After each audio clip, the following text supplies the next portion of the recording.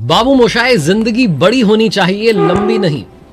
ये डायलॉग अगर किसी की लाइफ में फिट बैठता है तो उनका नाम है शहीद आजम भगत सिंह। वो 100 साल नहीं जिए, मात्र 23 साल जिए, लेकिन इतना शानदार जिए कि हजारों सालों तक शहीद आजम भगत सिंह के बारे में बात होती रहेगी। नमस्ते दोस्तों, मेरा नाम है आरजे कार्तिक। आप देखनांजलि है शहीद आजम भगत सिंह को। बहुत ही मशहूर किस्सा है, बड़ी मशहूर कहानी है कि बचपन में जब भगत सिंह के पिता और चाचा खेत में गन्ने बो रहे थे तो नन्हे भगत सिंह भी कुछ बो रहे थे। पिताजी ने पूछा कि भगत तुम क्या बो रहे हो? भगत सिंह ने कहा कि मैं बंदूकें बो रहा हूं, इनमें से आजादी निकलेगी। वो 5 क्रांतिकारी विचार कौन से हैं, वो 5 बड़ी बातें कौन सी हैं जो भगत सिंह की जिंदगी से हम सीख लें तो हमारी जिंदगी में ग्रोथ का रास्ता खुल जाए। आइए बात करते हैं शहीद आजम भगत सिंह की उन 5 बड़ी लर्निंग्स की। सीखने के लिए वैसे तो भगत सिंह साहब की जिंदगी से बहुत कुछ है, लेकिन 5 बातों में पहली बात यह है कि आपकी लाइफ का पर्पस आपको मालूम होना चाहिए, जीने का मकसद होना चाहिए। जब हम इंटरव्यू देने के लिए जाते हैं तो इंटरव्यूअर हमसे पूछता है कि आज से 5 साल बाद अपने आपको कहां दिखते हैं। उसका पूछने का मतलब यह है कि आपकी लाइफ का पर्पस क्या है। बहुत सारे लोगों को तो मालूम ही नहीं होता करना क्या है जिंदगी में। भगत सिंह साहब जब छोटे थे तभी उन्होंने जीने का मकसद ढूंढ लिया था। वो आजाद हिंदुस्तान चाहते थे। एक घटना हुई जिसने भगत सिंह साहब की जिंदगी में बहुत प्रभाव डाला, उनकी लाइफ का टर्निंग पॉइंट था। 13 अप्रैल 1919 बैसाखी का दिन था। जलियांवाला बाग अमृतसर में हजारों की तादाद में लोग पहुंचे रॉलेट एक्ट का प्रोटेस्ट करने के लिए। उस वक्त जो अमृतसर का प्रभारी था जनरल डायर, उसने जलियांवाला बाग की जो एकमात्र एंट्री थी उस दरवाजे को बंद करवा दिया और अपनी सेना को ऑर्डर दिया कि आप खुलेआम गोली चलाइए। लोग अपनी जान बचाने के लिए इधर उधर भागने लगे, लेकिन रास्ता बंद था। जो कुआं था उसमें कूद करके लोगों ने जाने दी। सैकड़ों लोगों की जानें गई, हजारों लोग घायल हुए। ये भारत के इतिहास में जितने नरसंहार हुए उसमें से एक बड़ा नरसंहार था। भगत सिंह को जब इस घटना के बारे में मालूम चला तो अगले दिन वो स्कूल में नहीं थे। वो अपने गांव से 30-35 किलोमीटर दूर पहुंच गए जलियांवाला बाग। उस मिट्टी को एक बर्तन में भरा। वो मिट्टी जो सैकड़ों निर्दोष लोगों के खून से लथपथ थी, उस मिट्टी को एक बर्तन में भरा, घर लेकर के आए, उसकी पूजा करने लगे, फूल चढ़ाने लगे। शहीद आजम भगत सिंह जो अपने पिताजी से, अपने चाचा जी से बड़े इंस्पायर्ड थे, क्योंकि उनके पिताजी, उनके अंकल भी स्वतंत्रता सेनानी थे। घर में आजाद हिंदुस्तान की बातें होती थी। शहीद आजम भगत सिंह इन सब से इतने प्रभावित हुए कि उन्होंने अपनी जिंदगी का एकमात्र मकसद बनाया, वो था भारत की आजादी। तो उन्होंने अपना मकसद ढूंढ लिया था। जिंदगी में अगर आगे बढ़ना चाहते हैं तो पर्पस आपको अपनी लाइफ का मालूम होना चाहिए। शहीद आजम भगत सिंह की जिंदगी से सीखने वाली दूसरी सबसे बड़ी बात है त्याग। त्याग की भावना होनी चाहिए। जब भगत सिंह की उम्र 16 साल थी, 1923 का वर्ष था, उनकी फैमिली चाहती थी कि उनकी शादी हो जाए। बहुत कोशिश की घर वालों ने कि शादी कर ले भगत सिंह, लेकिन भगत सिंह शादी नहीं करना चाहते थे। उन्हें मालूम था कि जो रास्ता उन्होंने चुन लिया है, उन्होंने अपने जीवन को राष्ट्र के प्रति समर्पित कर दिया है, जिस रास्ते पर निकल गए उस पर उनकी जान भी जा सकती है। और वो अपने पीछे एक विधवा को छोड़ करके नहीं जाना चाहते थे।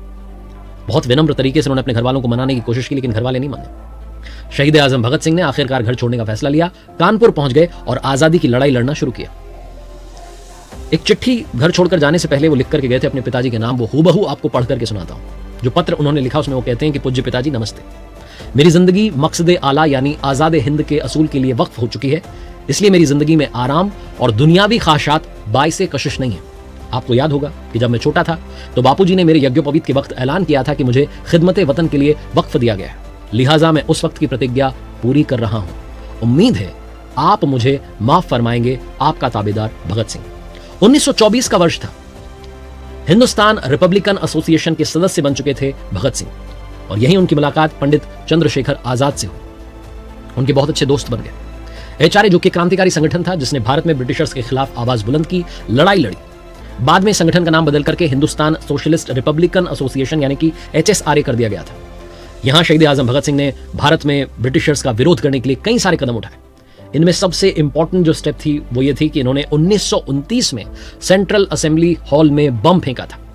HSRA चाहता था कि 2 क्रांतिकारी जाएं, ब्रिटिशर्स को उनके शासन के प्रति जो गुस्सा है वो दिखाने के लिए असेंबली में बम फेंके, और बम फेंकने वाले ये जो दोनों क्रांतिकारी हैं ये वहीं रुके रहें, सरेंडर करें, ताकि ये मैसेज जाए कि जो क्रांतिकारी हैं वो अंग्रेजों के विरोध में खुद को बलिदान भी कर सकते हैं, खुद की जिंदगी का त्याग भी कर सकते हैं। भगत सिंह के साथ में जो दूसरे क्रांतिकारी गए उनके नाम था BK दत्त यानी कि बटुकेश्वर दत्त।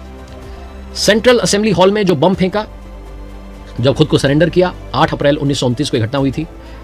वर्षों की अदालती प्रक्रियाओं के बाद में भगत सिंह को सुखदेव और राजगुरु के साथ 23 मार्च 1931 को फांसी पर चढ़ा दिया गया। देश के लिए बलिदान करने की जो उनकी इच्छा थी, जो उनका त्याग था, ये उसे दर्शाता है। उन्होंने भारत की आजादी के लिए शादी, घर, आराम और यहां तक कि अपनी जिंदगी भी कुर्बान कर दी। हम में से बड़े सारे लोग आज अपने करियर के लिए अपनी जिंदगी बेहतर बनाने के लिए कुछ चीजों का त्याग नहीं कर पाते, सुबह की नींद नहीं छोड़ पाते, घर नहीं छोड़ पाते, अपना गांव नहीं छोड़ पाते, शहर नहीं छोड़ पाते। भगत सिंह की जिंदगी सिखाती है कि जिंदगी में अगर आप कुछ पाना चाहते हैं तो त्याग करना, त्याग की भावना अंदर लाना बहुत ज्यादा जरूरी है। तीसरी सबसे बड़ी बात जो भगत सिंह की जिंदगी से सीखने को मिलती है, लाइफ में एक्शन लेना शुरू कीजिए। 1929 में जब सेंट्रल असेंबली हॉल में बम फेंका, भगत सिंह और बटुकेश्वर दत्त को जेल हुई। जब जेल में पहुंचे तो उन्होंने देखा कि वहां पॉलिटिकल प्रिजनर्स की हालत जानवरों से भी बदतर थी। काल कोठरी में बंद कर दिया गया था, रोटियां फेंक करके दी जाती थी, ना अच्छे टॉयलेट्स थे, ना साफ सफाई थी, ना सही खाना था, अखबार भी पढ़ने को नहीं मिलते थे, किताबें भी नहीं दी जाती थी, जीवन अंदर बदतर था। और ये जो कुछ हो रहा था इसके खिलाफ भगत सिंह ने आवाज उठाने की सोची। उन्होंने देखा कि जो बाकी यूरोपियन प्रिजनर्स हैं उनको सुविधाएं मिल रही हैं, जो इंडियन प्रिजनर्स हैं उनके साथ में ऐसा भेदभाव किया जा रहा है। 15 जून 1929 को भगत सिंह ने बटुकेश्वर दत्त के साथ मिलकर हंगर स्ट्राइक शुरू की, भूख हड़ताल शुरू की। उस वक्त की सरकार को चिट्ठी भी लिखी कि हमारे हालात जो हैं इनको सुधारिए। उनकी हंगर स्ट्राइक में बहुत सारे प्रिजनर्स जुड़ गए और ये जो भूख हड़ताल थी इसने पूरे देश में पॉपुलैरिटी हासिल कर ली। लोगों को गुस्सा आने लगा कि हमारे जो लोग हैं जो आज़ादी के लिए लड़ रहे हैं, जिनको जेल होती है तो उनके साथ जेल में जानवरों से भी बुरा बर्ताव किया जा रहा है। बहुत कोशिश की ब्रिटिश गवर्नमेंट ने कि भगत सिंह ये हंगर स्ट्राइक तोड़ दें, मान जाएं, लेकिन माने नहीं। बाद में कांग्रेस ने भी भगत सिंह को हड़ताल रोकने के लिए मना लिया और 5 अक्टूबर 1929 उनके पिताजी ने भी उनसे मिलकर के कहा कि आप प्लीज ये हंगर स्ट्राइक बंद कीजिए, इसको खत्म कीजिए। 5 अक्टूबर 1929 यानी कि 116 दिनों के बाद भगत सिंह ने अपनी भूख हड़ताल समाप्त की। उस वक्त का एक वर्ल्ड रिकॉर्ड था 97 दिनों की भूख हड़ताल का, जिसे भगत सिंह ने 116 दिनों तक उपवास रखकर तोड़ दिया। लोग कहते हैं कि भगत सिंह क्रांतिकारी थे, क्रांति उनका विचार था, लेकिन उन्होंने यहां पर अहिंसात्मक रवैया भी अपनाया, भूख हड़ताल रख करके अपनी आवाज बुलंद की और अपनी मांग मनवाई। उन्होंने व्यवस्था के बारे में सोचा और शिकायत नहीं की बल्कि एक्शन लिया। उनकी जिंदगी से सीखने को मिलता है कि वो हमेशा कोसते नहीं रहे बल्कि सिस्टम को चेंज करने के लिए, सिस्टम में चेंज लाने के लिए लगातार प्रयास करते रहे। तो वो हमेशा एक प्रोएक्टिव पर्सन थे। लाइफ में अगर आप चेंज लाना चाहते हैं तो एक्शन लेना शुरू कीजिए। सिर्फ जो अपने हालात हैं उनको कोसने से कुछ भी नहीं मिलने वाला। सीखने वाली चौथी बात है कि आप जिंदगी में पढ़ते रहिए, पढ़ना बंद मत कीजिए, क्योंकि किताबें इंसान की सबसे अच्छी दोस्त होती हैं, तो आपने सुना होगा। लेकिन जब भी आप किसी महान व्यक्ति के बारे में पढ़ेंगे तो आपको यह समझ में आएगा कि उन्होंने पढ़ने में सबसे ज्यादा समय लगाया। शहीद आजम भगत सिंह के बारे में कहा जाता था कि जब वो जेल में बंद थे तो जो भी उनसे मिलने के लिए आता था उससे कहते थे कि जब भी तुम मिलने के लिए आओ तो अपने साथ एक किताब जरूर लाना। जो शहीद आजम भगत सिंह के वकील थे प्राणनाथ मेहता, 23 मार्च 1931 की शाम, जिस शाम भगत सिंह को फांसी दी गई थी, उस शाम जब प्राणनाथ मेहता उनसे मिलने के लिए आखिरी बार आए, भगत सिंह जानते थे कि उनके पास में बहुत कम समय बचा है। जैसे मेहता जी को देखा तुरंत उन्होंने पूछा कि भाई वो बुक लाए हो कि नहीं लाए हो, द रेवोल्यूशनरी लेनिन, जो कि वो उस वक्त पढ़ना चाहते थे। उन्होंने पहले रिक्वेस्ट की थी कि ये बुक मुझे ला करके देना। जब प्राणनाथ मेहता ने उन्हें वो बुक दी तो भगत सिंह ने बिना समय गंवाए उस बुक को पढ़ना शुरू कर दिया। प्राणनाथ मेहता जो थे उनसे पूछने की कि कैसा लग रहा है, तो उन्होंने कहा मैं हमेशा की तरह खुश हूं, इसमें चिंता की कोई बात नहीं, मुझे मालूम है कि मुझे फांसी दी जाने वाली। फिर प्राणनाथ मेहता साहब ने, जो वकील थे, उन्होंने पूछा कि क्या कुछ चाहते हो, कोई आखिरी ख्वाहिश है?